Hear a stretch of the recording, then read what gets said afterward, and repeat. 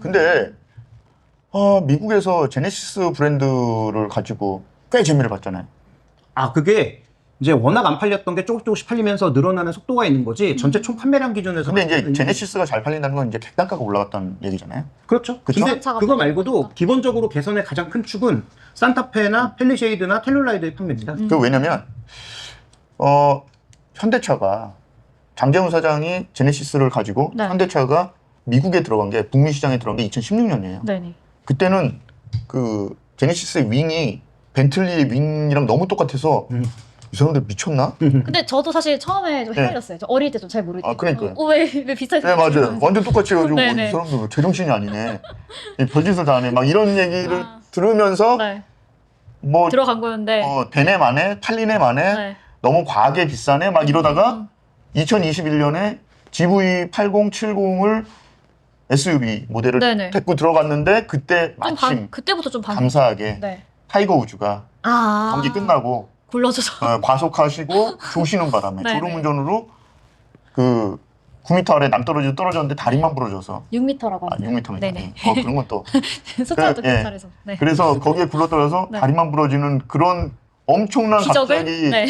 그 광고 효과 때문에 제네시스가 벌떡 일어나긴 한 거거든요. 네네. 네. 그렇잖아요. 그렇죠. 근데 총 판매량이나 총 금액 기준으로 보면 그렇게 의미 있는 숫자는 아니에요. 그래서 네. 여전히 이제 말씀드렸던 대로 제네시스도 앞으로 넓어지면 좋겠지만 네. 그러니까 이제 연비나 이런 걸 피하기 위해서 지금 미국에서는 그거 많이 파는 게 절대 좋은 게 아닙니다. 왜냐하면 아까 말씀드렸다시피 지금 시내에서 제네시스 GV80 같은 거 몰고 다니면 8km 안 나오거든요. 네. 뭐 한 5, 6km밖에 안 나올 거예요. 네네. 그다음에 고속도로에서 아무리 뭐 정속 주행하고 그래도 뭐 한 14, 15? 뭐 이 정도 나오면 진짜 잘 나오는 거예요. GV80이 14, 15가 나온다고요? 고속도로에서 정속 주행하는 그 9km, 정도. 9km 나오겠지, 9km. 아니, 그러니까 총 그래서 연비를 네네. 보면 뭐 한 10km대 내외이기 때문에 그러니까 이런 차를 많이 팔면 현대차 입장에서 이익 나는 건 좋은데 카페 규제에는 그냥 다이렉트로 걸리는 거고. 그러니까 미국이 예전에는 기름 별로 신경 안 쓰고 네. 기름값이 너무 싸니까 그러니까요. 머슬카가 엄청 많이 팔리는 네. 지역으로 유명했잖아요. 이제는 좀 친환경적인. 예, 그러니까 근데 이제 기름값도 올라가고 미국 인민들의 삶이 네. 이제 팍팍해지니까 팍팍해지면서, 네. 이 연비를 자꾸 신경을 쓰고 이런 상황이 된 거죠. 그것도 그렇고 이제 민주당 정부 내에서는 항상 이렇게 연비 규제를 카페 규제라고 네. 해서 하다 보니까 네네. 회사 전체 단위에서 그런 연비가 나쁜 차량이 많이 팔리면 팔릴수록 반대쪽 그러니까 연비가 좋은 전기차라든지 하이브리드를 많이 팔아야 되는데 네. 지금 현대기아차의 하이브리드는 도요타에 비해서는 엄청나게 떨어지니까 네. 도요타는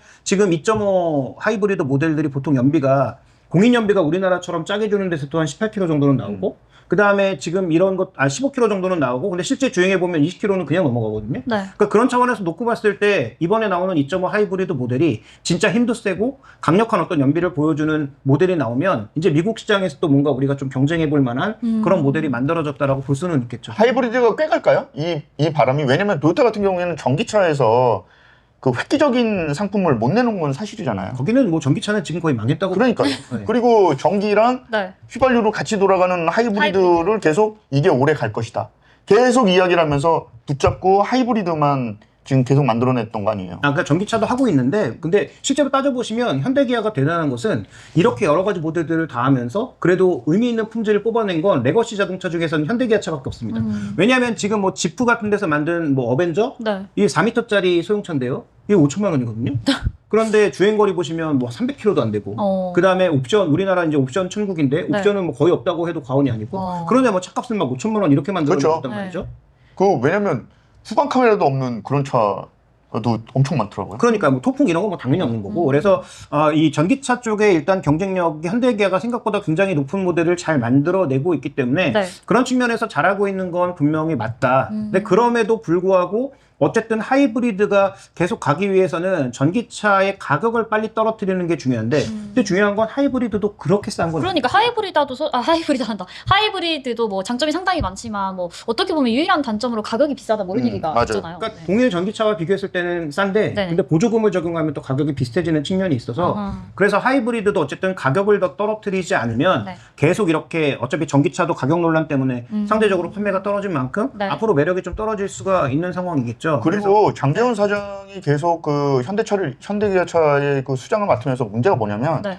이 그 모델 가지고 이게 시장을 막 이렇게 그 기존에 있던 시장을 확보를 못했어요. 왜냐면 일본도 13년 만에 다시 들어갔는데 그냥 예, 거긴 뭐 거의 폭망이라고 봐야 되고. 그렇죠. 중국도 갔는데 제가 보도자료 하나 봤거든요. 네네. 그 작년인가? 작년 말인가 올해 초인가? 이런 보도자료를 했습니다. 현대차가 중국 내 모든 그 거기 들어와 있는 자동차 메이커 중에 AS를 제일 잘한다. 어떤 분이 그런 얘기를 하시더라고요. AS는 숫자에 비례하는데 얼마나 안 팔렸으면 꼼꼼하게 그게 봐주겠냐 현대차에서. 그 정도로 중국도 정말 얘기가 안 되는 그런 네. 상황인 거죠. 근데 지금 잘 나갔다가 이제 네. 2022년부터 망가지기 시작했죠. 그러니까요. 그럼 지금 뭐 미국만 어떻게 보면 좀 그렇죠. 내고 있는- 미국하고 네. 그 다음에 진짜 운이 좋은 게 또 인도가 터지고, 예. 그리고 또 러시아도 망했잖아요. 그러니까요. 망했죠. 예. 러시아도 네. 현대 기아차가 엄청 많았었는데, 2위까지 했었죠. 그러니까 전쟁 이후에 이제 뭐 이제는 뭐 네. 공장까지도 막 다 넘겨주는 그런 상황이니까 네. 제가 볼 때는 하이브리드 차를 개발을 해서 네. 그쪽 시장에 토요타랑 정면 승부를 해서 시장을 먹는다 이거보다는 네. 오히려 지역을 넓히는 일종의 우리 지난번 방송 때 그랬잖아요. 크래프톤이 하나의 게임을 가지고 그걸로 이제 점점 글로벌하게 망하는 줄 알았더니 네네. 갑자기 지역을 넓히면서 네네. 벌떡 일어섰다.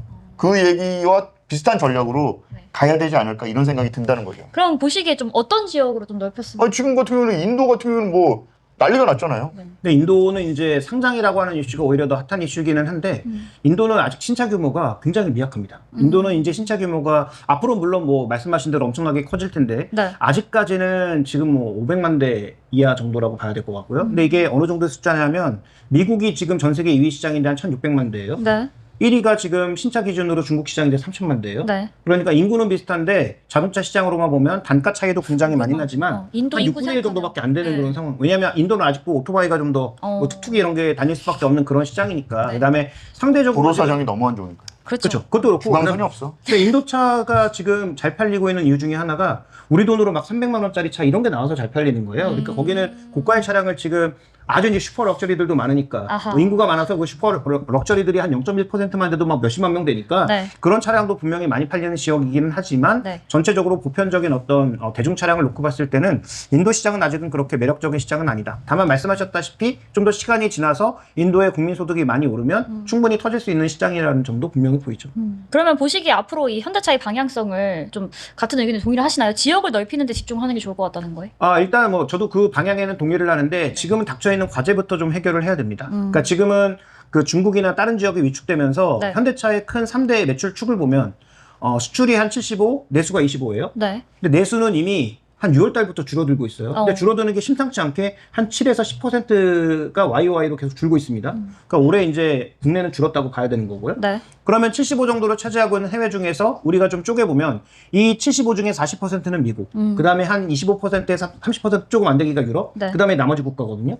근데 미국은 아직 짱짱해요. 뭐 잘 팔리고 마진 개선도 여전히 이어지고 있고 그 다음에 최근 들어서 재고하고 프로모션비가 조금 올라가고 있는 게 문제기는 한데 그래도 버틸만한데 지금 유럽 쪽에서는 벌써 이제 약간 하향 신호가 오고 있습니다.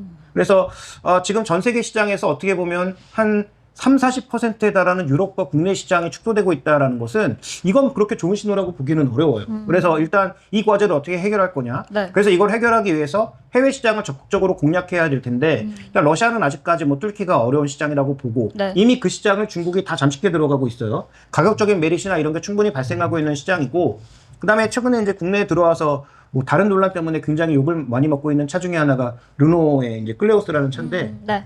이게 근데 중국의 싱유 L이라는 지리자동차의 플랫폼을 그대로 가져다가 우리가 약간 껍데기 바꾸고 안에 이제 여러 가지 옵션이나 사양을 조금 바꿔서 만드는 차거든요. 네. 이게 생각보다 괜찮단 말이에요. 그러니까 중국의 우리가 내연기관차는 전기차는 뭐 그래 뭐 어느 정도 인정. 근데 내연기관차는 완전히 뭐 압살한다라고 봤는데 실제로 이거 엔진 그대로 가져다 쓰는데 그렇게 나쁘지 않단 말이에요. 그러니까 하이브리드도 중국이 외국 자본을 인수하고 외국 기술자를 돈으로 끌고 하면서 생각보다 하이브리드도 꽤 맞춰나가고 있는 상황입니다. 그 다음에 이제 현대차가 미국에서 아주 본격적으로 한다는 EREV, 익스테인드 레인지 일렉트릭 파이브드 비클, 발음이 어렵네요. 어쨌든 이 항속거리를 늘리는 전기차도 네. 이미 중국이 다 하고 있는 거예요, 리오토가.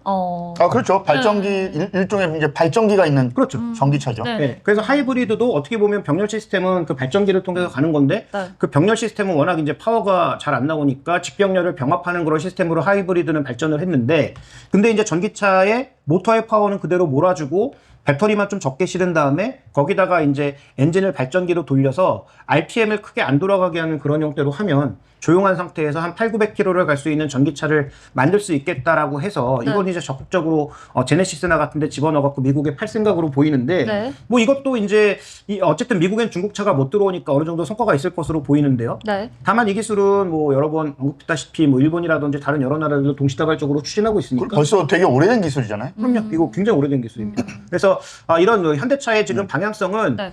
전체적인 계획을 보면 뭐 흠잡을 데가 없어 보이지만 하나하나 뜯어놓고 보면 의외로 좀 걸릴 분들이 있다라는 부분도 좀 분명히 약간 지적으로 계획들이 허술한 거죠. 필요가 있죠. 네, 허술해. 그러니까 이게 장기적으로 봤을 때 그렇죠. 이게 좋은 방향으로 뻗어 나갈지가 좀 고민이 되는 것 같은데 그럼 뭐 수소차도 좀 관심을 갖고 있는 것 같은데 로봇이나 이런 부분은 어떻게 보세요? 뭐 로봇은 지금 보스턴 로보틱스가 잘 하고 있고요. 그래서 이 보스턴 다이나믹스가 만들어낼 수 있는 그 기술과 접목해서 현대차가 어떤 시너지를 낼지는 조금 더 지켜볼 필요가 있는데 어쨌든 이건 아까 정의선 그 상속세하고도 연관이 있는 부분이라서 네. 관심 있게 지켜볼 만한 기업이기도 하고 이 기술을 바탕으로 UAM에서도 우리나라에선 안 하더라도 예를 네. 들어서 뭐 미국이나 이런 데서 시작했는데 우리가 기체 만들어서 수출하면 좋은 거잖아요. 그렇죠. 그러니까 뭐 그런 차원에서는 한번 지켜볼 필요가 있을 것으로 보이고 다만 이 수소차는 조금 애매합니다. 그러니까 왜냐하면 지금 수소차는 지금 도요타의 미라이하고 네. 우리나라의 넥소 2개밖에 없거든요. 네. 그러니까 둘이서 맨날 세계 2위를 번갈아서 하고 있어요. 그러니까 신모델 나오면 미라이가 좀 잘 됐다가 네. 우리가 신모델 내면 우리가 좀 올라갔다가 근데 이거는 가장 큰 문제가 수소 충전 소지는데 한 30억 들고 충전 인프라가 없어요. 그렇죠. 네. 그래서 충전이 좀 여의치가 않군요. 그러니까 이제 수소는 그 천연가스 개질에서 엄청나게 많이 만들 수 있는데 네네. 이거를 이제 충전하는 시설 자체를 만드는 게 꽤 비싸서 이걸 이제 누가 할 거냐에 대한 논란 뭐 이런 게 좀 있고 그렇죠. 전기차도 충전소가 부족해가지고 인프라가 더 확충이 돼야 되는데 그렇죠. 네, 지금 수소는 뭐 더한 것 같긴 해요. 네. 그렇죠. 네. 그러니까 충전기는 그래도 이제 뭐 저속 충전기 이런 거 하면은 네네. 그래도 한 뭐 몇 억 단위로 하면 만들 수 있는데 네. 이건 그냥 뭐 충전선에 막 30억씩이 들어버리니까 네. 그래서 그 부분이 일단 논란이 되고 있고 또 하나는 이 수소차가 과연 장기적으로 전기차를 이길 수 있을 거냐. 근데 이 수소차도 결국은 전기차잖아요. 그렇죠. 수소, 그러니까 공기를 끌어들여서 수소 촉매와 반응시켜서 물을 만들고 거기서 전기를 발생시키는 거잖아요. 네. 그러니까 결국 전기차인데 그래서 지금 BMW에서 그다음에 또 다른 차에서 연구하고 있는 게 수소를 직접 끌어들여서 연소하는 방식으로 한번 해보자. 뭐 이렇게 얘기하고 있는데 네. 그건 너무 위험하지 않아요? 그 위험한 것보다 더 문제가 뭐냐면 네. 이 수소를 잡아둘 수가 없어요. 그러면 수소가 충전하면 그 수소통에서 그냥 새나가. 수소가 어려운 친구네. 그게 너무 가벼우니까. 네. 그 전 우주에서 제일 가벼운 게 수소잖아요. 어렵네요. 힌덴부르크 비행선처럼 이렇게 뒤에다 이렇게 풍선을 달고 다니면 안 되나? 뭐 왜 웃어? 말도 안 되는 얘기는. 네. 자, 그러면 이제 이런 상황을 봤을 때 앞으로 방향성 봤을 때 현대차가 뭐 전방위적으로 그럼 탑 티어를 먹을 수 있을까요? 그래서 2030년 계획이 어떠냐면 네. 현대차가 550만 대 얘기하고 있어요. 네. 물론 그 중에서 전기차 한 200만 5년 대. 남았네요. 한 네. 4, 5년? 5, 6년? 5, 6년 남았네요. 그렇죠. 6년 네네. 남았다고 봐야죠. 네네. 7년, 뭐 정확하게 6년 남았다고 봐야 되는데 네. 그 정도에 뭐 달성할 수 있다. 그다음에 지금 기아차도 400만 대 정도 하니까 그러면 현대차의 그룹의 계획은 2030년도에 1000만 대 얘기하고 있는 거거든요. 근데 지금 전 세계 1위 하는 도요타가 딱 1100만 대입니다. 작년 기준으로. 네. 그러면 도요타만큼 이제 현대차가 한다는 얘긴데 네. 글쎄요. 이게 조금 애매합니다. 그래서 전기차에서 200만 대를 한다는 얘기는 지금 1등 하는 데가 벌써 올해 200만 대 넘거든요. 그러면 전기차에서는 현대차가 죽어라고 잘해봐야 네. 아주 잘해야 3등이라는 얘기죠. 그럼 다음 인베스터 데이에서 좀 목표를 수정해 보는 것도 좀 나쁘지 않을 것 같아요. 근데 전 세계 이제 자동차의 수요가 계속 폭발하면 네.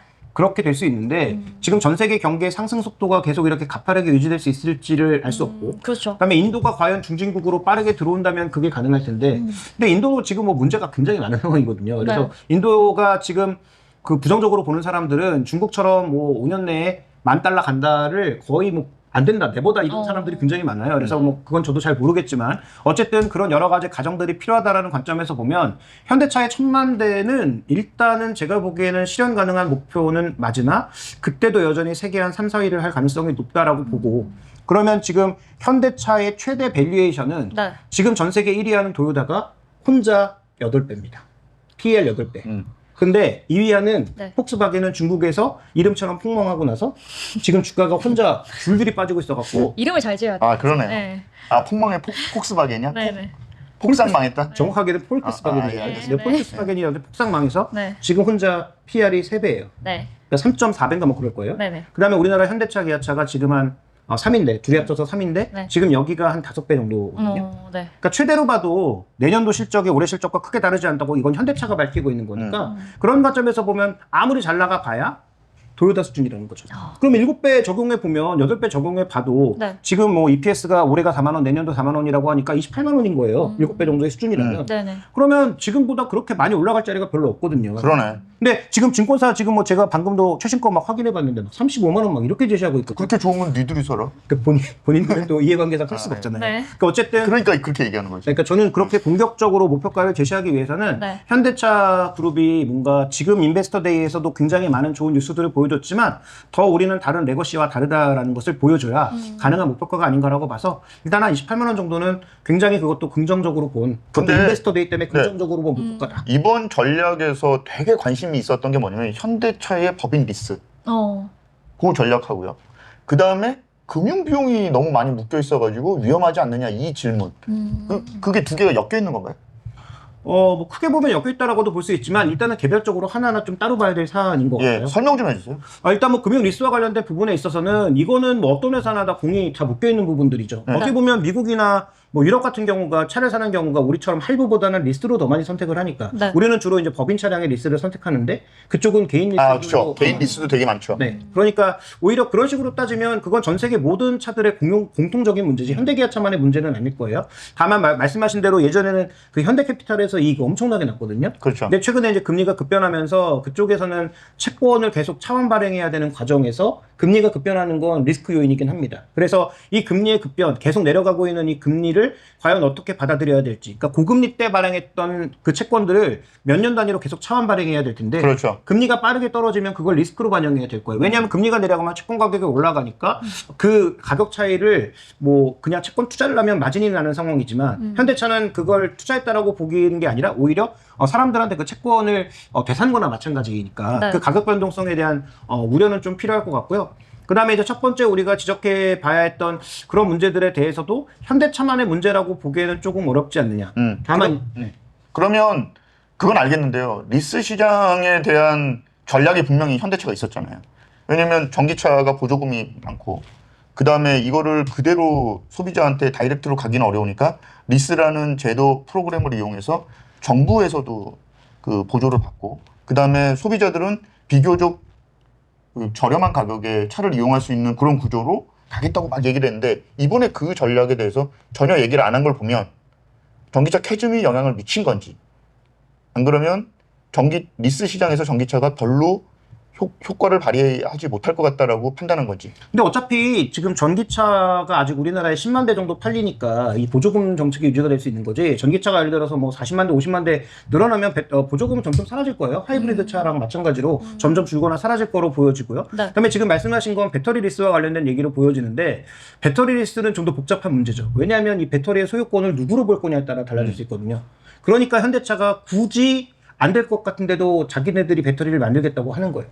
왜냐하면 그거를 내재해야 그 금융 수익을 최대로 늘릴 수 있으니까. 우리가 그러니까 리스에 속으면 안 되는 게 리스가 네. 어떻게 보면 제일 비싼 차 사용 방법이잖아요. 할부보다 더 그렇죠. 비싼 맞아요. 사용 방법이지만 어쨌든 우리의 눈속임으로 다른 비용은 다 빼고 일정 부분 나가는 비용이 이거밖에 없다라고 속여서 가져가는 그런 상황 아닙니까? 네. 그래서 배터리의 소유권을 만약에 현대차가 갖고 있다면 현대차는 차 가격에서도 마진을 남길 수 있고 리스에서도 마진을 남길 수 있어서 이건 현대차가 엄청나게 긍정적인 겁니다. 근데 배터리 소유권이 예를 들어서 현대차가 여전히 배터리를 못 만들고 LG엔솔이나 삼성 SDI에 있다면 현대차로서는 이거 하기 쉽지 않을 거예요. 그 왜냐면 그 배터리 지금 방식이 네. 지금 4680 원통형을 이제 개발해야 된다 막 이러고 있잖아요. 그건 이제 테슬라. 그러니까요. 네. 그걸 하게 되면 이스라엘 같은 경우는 어떻게 하냐면 전기 자동차가 이렇게 차 안으로 갑니다. 충전소로. 네. 그럼 밑에 뚜껑을 열어서 배터리를 빼요. 그리고 다른 배터리를 갈아 끼워줍니다. 그리고 그냥 주행을 하는 거예요. 만충된 배터리로. 옛날에 우리 휴대폰 배터리 가는 그렇죠. 그런 식으로 하는데 벌써 중국에서 하고 있어요. 네, 그걸 하는데 문제가 그거더라고요. 내가 오늘 새로 차를 뽑았어. 네. 만충을 했어. 네. 내 배터리는 완전 새 신형. 건데. 들어갔는데 헌거가 이제 장착이 될 가능성이 있다는 거죠. 그 이스라엘 같은 기분 경우 나쁘겠는데? 그리고 이스라엘 같은 경우에는 되게 선진국으로 우리가 알고 있지만 엄청 맨날 전쟁 위험에 시달리면서 거기서는 뭐 여자도 다 군대 가야 되고 게다가 인구가 1000만 정도밖에 안 되는 작은 소국이거든요. 그렇죠. 네. 그리고 땅도 그렇게 넓지도 않고 그러니까 그런 방식이 가능한데 우리나라처럼 만약에 그게 문제가 된다 그러면 얘기가 안 되는 거죠. 쉽지 않죠. 근데 그 약간 오해가 있는 게 분명히 기분은 나쁠 수 있습니다. 왜냐하면 나는 새 배터리 갖고 나왔는데 내가 리스를 해서 쓰다 보니까 남이 쓰던 뭐 이렇게 오래된 배터리를 바꿔 껴야 하는 그런 불안감이 당연히 있을 수 있죠. 근데 그거는 어떤 주유소 가도 뭘 바꿀 수는 내가 미리 예측할 수 없는 거니까 새 거가 들어올 수도 있고 내가 헝거가 들어올 원래 수도 샀던 있고. 거보다 헝거가 들어올 수도 있는 거겠죠. 그다음에 또 하나의 지금 착각은 뭐냐면 지금 뭐 LFP는 약간 다를 수 있는데 LFP도 뭐 거의 비슷하긴 할 텐데 NCM 같은 경우에 10년 정도 사용을 하더라도 배터리의 전체적인 퍼포먼스가 떨어지지 않는다는 게 배터리사의 주장이에요. 아 그래요? 네. 그러면 만약에 퍼포먼스가 안 떨어진다 그러면 폐배터리 산업은 성공할 수 없는 거 아니에요? 그러니까 10년 이상 돼서 완전히 이제 폐배터리까지 된 걸 가지고 하는 거라서 폐배터리가 미래에는 돈이 되지만 지금 돈이 안 되는 이유기도 하죠. 그러니까 지금은 폐배터리로 들어오는 게 만들다가 실패한 것들. 왜냐하면 이게 동박이나 알루미늄 박에 거기다가 파우더 바르고 이렇게 말아가지고 분리막 넣고 딱 넣는 거잖아요. 근데 그 상황에서 이제 점검하다 보면 고장난 것들 있지 않습니까? 그렇죠. 그러니까 지금 폐배터리가 별로 없어요. 왜냐면 전기차 시작한 지 얼마 안 되니까. 그래서 우리가 이제 착각하는 것은 전기차가 지금 휴대폰 배터리처럼 한 2년 쓰면은 확 퍼포먼스가 떨어진다고 생각하는데 지금 전기차 그렇죠. 단순하게 생각하면 회사들과, 그럴 수 있죠. 전기차 회사들과 그 다음에 이제 그 배터리 회사들의 주장은 한 10년 정도 가혹하게 이용을 해도 떨어지지 않는다라고 일단 보장을 하고 있기 때문에 그거는 앞으로 좀 지켜봐야 될 문제인 것 같습니다. 생각보다 강하네요 배터리가. 그러네요. 네. 네, 오래가- 왜냐면 그 니켈 함량이 다르니까. 그러니까 기본적으로 고밀도이기도 하고 퍼포먼스가 10년 정도 지나도 80% 이상 유지할 거라는 그런 전망들을 하고 있기 때문에 그거는 뭐 10년 정도 갔을 때 정말로 그들의 말이 맞는지 우리의 우려가 맞는지는 좀 점검해 봐야 될 상황인 것 같아요. 알겠습니다. 이영진의 경제만담 저희가 준비한 내용은 여기까지입니다. 감사합니다.